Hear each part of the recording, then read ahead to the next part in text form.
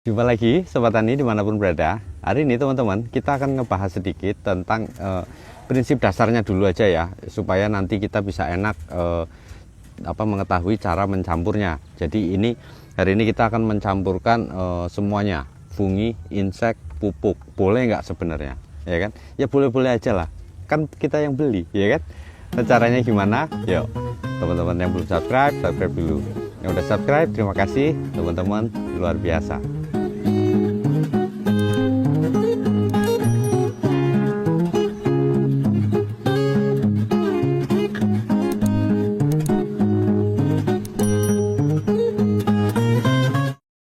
Oke teman-teman ya, jadi untuk melakukan pencampuran pada pupuk daun, pupuk semprot ya, foliar itu, ataupun fungi maupun insek, itu sebenarnya boleh ya. Cuma ada beberapa syarat yang harus kita pahami dulu teman-teman, yaitu tujuan teman-teman nyampur itu apa, gitu loh. Kalau tujuan teman-teman nyampur itu teman-teman bilang, ya biar gampang aja, biar cepat selesai kerjaan gitu, nggak bisa. Tujuan itu bukannya salah teman-teman, cuma belum benar gitu loh. Tujuan kita mencampur ini adalah supaya apa ya? Supaya kita panennya bagus.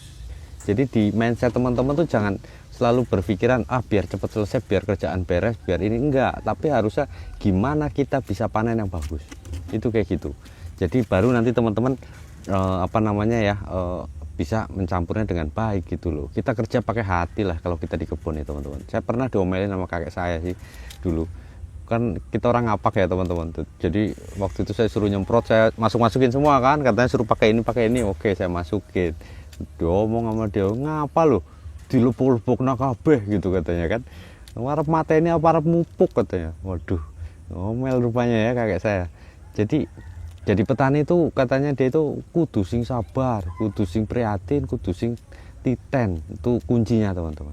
Jadi sabar, prihatin sama titen ya. Titen itu serangannya apa? Prihatin itu ya kita mau kerja keras ya. Nggak ada orang sukses yang santai teman-teman. Dan nggak ada juga orang santai yang sukses gitu loh. Jadi kita bukan berarti kita harus sibuk atau apa segala macam, nggak, tapi tepatlah menggunakan segala sesuatu gitu loh. Ya, jadi tujuannya kita koreksi dulu teman-teman. Jangan tujuannya adalah biar kita gampang ngerjainnya. Ya, sama lah kita makan nasi padang sepiring aja udah cukup lah. Tahu-tahu disuruh makan bubur, makan es krim, makan apa, minum kopi lagi, mabok nanti kitanya, ya kan? Jadi caranya gimana? Jadi yang pertama itu insek.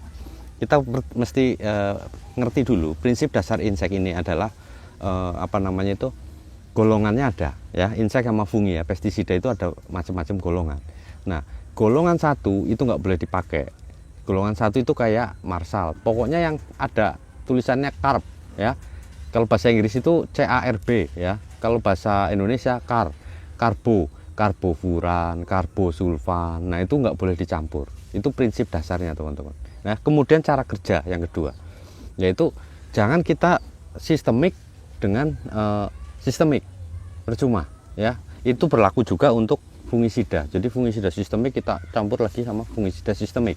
Nah, itu nggak akan efektif ya, nanti terlalu lambat gitu. Jadi sistemik pasangin aja sama kontak gitu. Jadi lebih cepat bisa mengatasi hama ataupun penyakitnya gitu.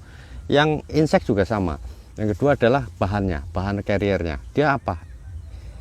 EC, WP, ya kan macam-macam itu ya kan. Nah, teman-teman kan bisa lihat dari kemasannya. Kayak misal Marsal ini EC, kemudian ini ada lagi Biokron, Kurakron EC, ya kan. Nah, ini dicampur ya percuma lah. EC sama EC jangan dicampur teman-teman. Kalau tidak terpaksa, kalau memang terpaksa kita aduh ini kok kayaknya nggak ada perubahan, nah baru kita boleh campur. Jadi caranya gampang aja sebenarnya, kita tinggal lihat gini. Kalau insek itu mau kontak sama racun lambung, yang satunya juga racun lambung, itu nggak ada masalah teman-teman. Ya, jadi biar memperkuat daya kerja itu nggak masalah. Ya, kemudian golongannya saya udah kasih tahu pola kiu-kiu itu tadi ya, yang kemarin dulu videonya teman-teman. Itu golongannya harus di rolling. Jangan tiap hari pakai golongan itu, golongan 1 terus, atau golongan 6 terus, atau golongan 3 gitu ya. Itu kan apa ya, nanti itulah yang jadi bikin kebal. Belum lagi teman-teman tambahin semua ujung-ujung daunnya, suspensinya terlalu airnya itu, air yang buat nyampur ya, namanya kan suspensi larutannya teman-teman ya. Nah, itu terlalu kental ya, malahan daunnya yang kena gitu loh. Ujung-ujung nggak bisa ngobatin ya. Jadi ya, sebisa mungkin kalau kita makanya kita bikin yang modif tank semprot itu teman-teman, supaya apa ya, supaya kita nggak ngerasa aduh capek amat ya, nggak selesai kerjaan, tapi gimana lah kita biar kerjaannya ringan, tepat sasaran gitu loh. Jadi kalau untuk insek sama fungi maksimal ada 4 bahan aktif teman-teman ya. 4 bahan aktif terhitung dengan dia ready mix enggak. Jadi kan campuran ada 2 macam. Yang pertama ready mix, kemudian yang kedua adalah tank mix ya, tanki mix, jadi nyampur di tangki. Yang kedua adalah kayak misalnya nih Andromeda ya, ini double bahan aktif. Kalau yang double bahan aktif itu sebutan kerennya namanya ready mix. Jadi ini sudah pasti aman digunakan, sudah pasti kompatibel. Maksudnya kompatibel ini bisa dicampur gitu loh. 2 bahan aktif itu sudah tercampur dengan baik lah gitu ya. Itu kalau ready mix. Nah kalau yang tank mix itu ya kita yang biasa ya, kadang-kadang teman-teman saya pernah lihat itu ya, misal obat ini satu ya dimasukin ke sini, nggak bisa teman-teman. Rumus kimia tetap bahan kimia ini tetap ada rumus pencampurannya. Jadi kalau kita ngawur nyampur ya ujung-ujungnya hari ini mungkin nggak apa-apa, tapi itu kan hal yang nggak tepat ya, kita jangan pakai lah ya. Jadi pakailah yang tepat. Caranya gimana? Satu, tujuan kita apa yang kita kendalikan ya. Jadi tujuannya mengendalikan apa, jangan semua masuk gitu loh. Kemudian yang pupuk gimana? Bisa nggak dicampur? Semua pupuk itu bisa dicampur teman-teman ya. Saya berani pertanggungjawabkan omongan saya gitu loh ya. Semua pupuk bisa dicampur dengan syarat, nggak stop sampai di situ teman-teman, ada syarat pencampurannya. Besok kan kita bahas ini, ibaratnya ini sebenarnya kebalik ya, harusnya saya kasih tahu pencampurannya dulu baru nanti ini rangkumannya gitu loh. Tapi banyak sekali teman-teman yang nanya, saya jawabnya agak gimana ya, agak kerepotan, takut salah pengertian gitu loh teman-teman. Jadi nggak apa-apa, yang penting tujuan kita pertama biar panennya bagus ya. Jadi tujuan teman-teman dikoreksi, jangan biar cepet kerjaan, biar cepet bagus gitu, nggak bisa. Semuanya butuh proses, apalagi kalau tanaman kayak manusia ya kan. Makanya kita ada pola yang pengendalian hamanya itu adalah pola kopi tubruk yang 21 teman-teman ya, untuk fungisida. Nah yang untuk fungi gimana teman-teman ya? Kalau untuk fungi syaratnya gampang, syaratnya cuma sistemik kontak. Nah cara taunya gimana? Cara taunya ya teman-teman tinggal lihat di kemasan lah, dia protektif kah ya kan, kuratif kah ya. Kalau kuratif kan ngobatin, berarti dia kemungkinannya bisa jadi dia itu kontak ya kan, karena langsung. Pokoknya ada tulisannya pasti ya, mau sistemik, kuratif, preventif, eradikatif gitu, ada semua di situ kemasan. Kita tinggal jangan males baca lah ya. Nah sistemik dan kontak yang boleh. Kemudian kalau itu bahannya adalah ready mix atau double seperti Bion M ya kan. Bion M itu kan asiben solar S-metil sama mancozeb ya, itu boleh teman-teman tambahkan satu lagi yang kontak, jangan yang sistemik gitu ya. Jadi tambahin yang kontak, misalnya kita mau bercak daun, kasih ini Bion M tambah antrakol, nggak apa-apa karena bahan aktifnya beda, 3 bahan aktif yang berbeda ya. Jadi usahakan adalah maksimal di 4. Tapi kalau teman-teman mau nyampur dengan insek, berarti pupuknya nggak bisa ikut. Kalau teman-teman pakai insek misalnya 1 tambah ini Agrimek ya, jadi 4 kan. Jadi ada itu Agrimek, bahan aktif yang Abamectin kan udah 4 bahan aktif di situ ya, sudah stop, nggak bisa lagi teman-teman nambah pupuk gitu loh. Jangan semua dimasukin lah intinya ya. Seringan mungkin larutannya teman-teman, karena kalau terlalu berat kasihan daun itu kan ada lilinnya, ada lapisan lilinnya. Nah kalau teman-teman nyemprot semua dicampur, ujung-ujungnya kebakar, karena lapisan lilinnya itu rontok semua gitu. Tetap mereka itu kan secara otomatis juga sudah punya perlindungan gitu ya, dari alam mereka sudah punya gitu, tapi kita bantu. Nah, namanya kita bantu kan ya jangan terlalu kenceng banget gitu ya, terkendali lah teman-teman ya, jangan semua dimasukin. Jadi kalau boleh kita saranin adalah maksimal 4 bahan di situ ya. Nah kalau pupuk gimana? Pupuk kan ada kayak MKP kan ada 2 macam, nggak masalah, tapi kan 1 pupuk MKP aja oke. Nah kalau masa vegetatif udah berbuah, cabai, tomat ya kan, itu jangan pakai MKP lagi teman-teman. Nyampurnya kalau pupuk pakailah KNO3 supaya nanti daun barunya udah bagus gitu loh ya. Jadi kemudian fungisida yang ada CPT-nya, misalnya kayak Amistartop gitu ya, itu kan ada CPT-nya. Kenapa? Karena dia memang ada bahan yang untuk menghambat pertumbuhan generatifnya ya.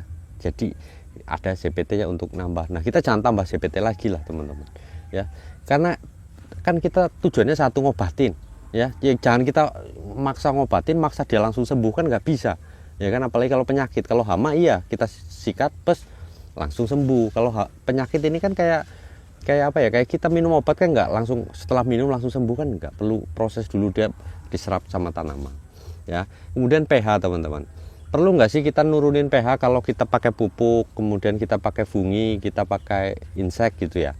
Sebenarnya pH-nya tetap 4,5. Jadi kalau untuk kocor, pH serapan di tanah akar itu bisa nyerap pupuk itu dengan pH 6 ya, 5,5 sampai 6,2 itu efektif. Nah kalau daun itu nggak harus kita naikin sampai segitu teman-teman, maksimal di 5 itu maksimal kalau fungisida sistemik ya. Kenapa? Karena kalau fungisida sistemik kita campur dengan pupuk itu akan sangat baik teman-teman, karena yang sistemik kan diserap nanti sama mulut daun ya kan. Nah diserap sama pupuknya diserap juga. Nah waktu penyemprotan teman-teman, kapan sih waktu penyemprotan? Misalnya pupuk enakan pagi apa sore, kan kadang teman-teman nanya pagi aja bagusnya, sore aja. Ya bagusnya adalah kondisi tidak akan hujan yang pertama. Ya pagi-pagi mau hujan ngapain kita nyemprot? Ya percuma, nanti dicuci sama air hujan ya kan, walaupun kita sudah pakai perekat. Oh ya saya tambahin ya, semuanya ini bisa, mau pupuk, mau itu fungi, mau insek, semuanya bisa menggunakan perekat ya. Justru harus sebenarnya supaya sempat diserap oleh tanaman gitu ya. Nah kemudian waktunya yang pertama jangan mau hujan, kemudian yang kedua adalah kalau bisa sore. Kalau saya teman-teman, saya nggak biasa nyemprot pagi gitu, saya nyemprot pasti sore. Kenapa? Mulut daun terbuka pada suhu kurang lebihnya ini 21 sampai 29 kalau tidak salah, itu membuka dengan lebar teman-teman ya. Kalau semakin suhu udaranya tinggi 30 lebih gitu, dia buka tapi kecil. Nah kalau kita kasih bahan yang sistemik, fungi misalnya ya, diserap tapi kan karena mulut yang kebuka sedikit ya nyerapnya sedikit. Nah pentingnya kita kasih perekat ini apa ya, waktu dia buka lebar gitu kan, nah lapisan lilinnya kan ikut kebuka dikit, dia masuk gitu loh, diserap dengan maksimal. Jadi itu ya syaratnya, 4 bahan aktif. Yang pertama ya, untuk insek jangan nyampur EC dengan EC, WP dengan WP, harus ada substitusinya, konsentrasi yang sama. EC nggak boleh ya, kecuali terpaksa. Ulet misalnya, ulet kan susah banget itu dikendalikan kalau sudah telat teman-teman, setengah mati itu pasti. Nah itu terpaksa kita harus kendalikan dengan EC teman-teman ya. Cuma 2 bahan aktif itu aja, tapi besok kita inilah buatkan video untuk ulet ya, karena banyak teman-teman yang nanya juga, katanya uletnya bandel gitu ya. Nah kemudian fungi intinya adalah sistemik kontak ya, maksimal 3, 2 kontak 1 sistemik. Nah kalau pupuk terserah teman-teman mau pakai apa, masanya di mana. Kalau pembungaan campurlah cukup dengan MKP ya. Kalau dengan udah buah, kasih dia campur dengan KNO3. Nah kalau dia masih masa pertumbuhan vegetatif, itu kasihlah dengan Ultradap. Pakai POC gimana? Yang udah pernah saya sering bilang, POC itu kan ada mikroorganismenya, tinggal teman-teman siap nggak korbanin mikroorganismenya, pasti mati. Oke teman-teman ya, tetap semangat, jaga mood, Gusti berkahi.